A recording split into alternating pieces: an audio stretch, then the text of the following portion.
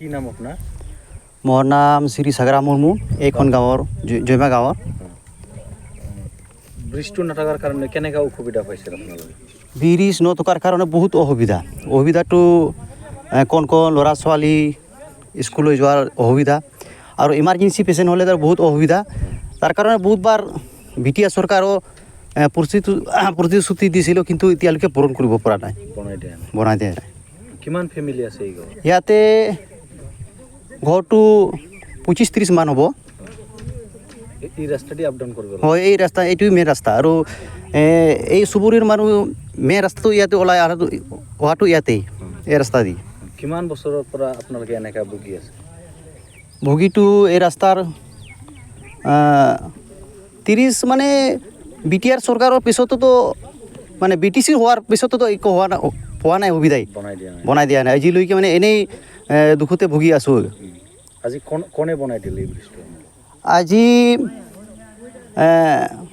ৰাহুল নাৰ্জাৰী দাদা আমাক আৰ্থিক অলপ সাহায্য দি, এই সাহায্য দি ৰাজ্য মিলি লৈ এই সাহায্য টকা দি বা আৰু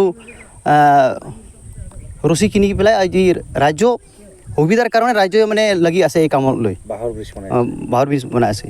কেনে লাগিছে আজিতো বহুত আনন্দ লাগিছে। কিন্তু বহুত ধন্যবাদ দিলোঁ ৰাহুল দা, যিহেতু আগতেও এনেকুৱা সুবিধা পোৱা নাছিলোঁ। এইবাৰো ৰাহুল দা আমাৰ লগতে যোগাযোগ কৰি পেলাই পোৱা বুলি ইহঁতেও বহুত ধন্যবাদ দিলোঁ।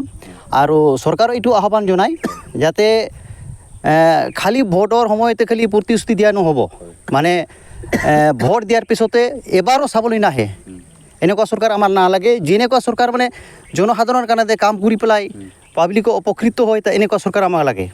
কোন সমষ্টিত পৰে এইটো? আমাৰ 4 নং জমদাৰ সমষ্টিত পৰে। LAC টো গোসাইগাঁও। প্ৰতিনিধিবিলাক আহে নে নাহে? প্ৰতিনিধিবিলাক নাহে, কিন্তু যেতিয়া ইলেকশ্যন আহিব তেতিয়া আহিব, কিন্তু ইলেকশ্যন পাৰ হৈ পেলাই তেতিয়া নাহিব। ৰাইজে কি সিদ্ধান্ত ল'ব?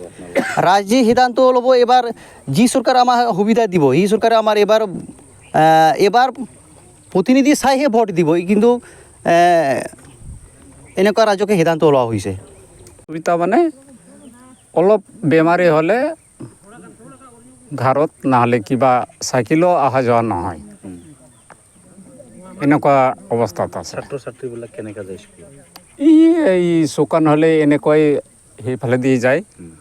এইগিলা কি আছে, এই এনেই অহা যোৱা নাযায় আৰ কি, থালি আছে আৰ কি কয়, মাটি নৰম আছে। আজি কোনে বনাই দিছে এই ব্ৰিজটো? আজি বনাই দিছে এই ব্ৰিজটো, কিবা মনত কৰি আহি আছে।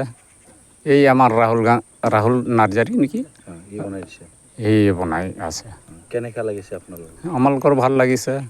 আমালোকৰ আজি নহয় কালি ভালকৈ স্কুল ছাত্ৰ ছাত্ৰীবিলাক অহা যোৱা কৰিব পাৰে, আমালোকৰো ভাল লাগে। বড়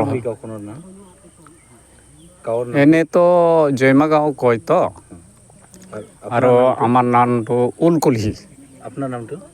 চুণ্ডা চৰেন। হেডমেন আপুনি?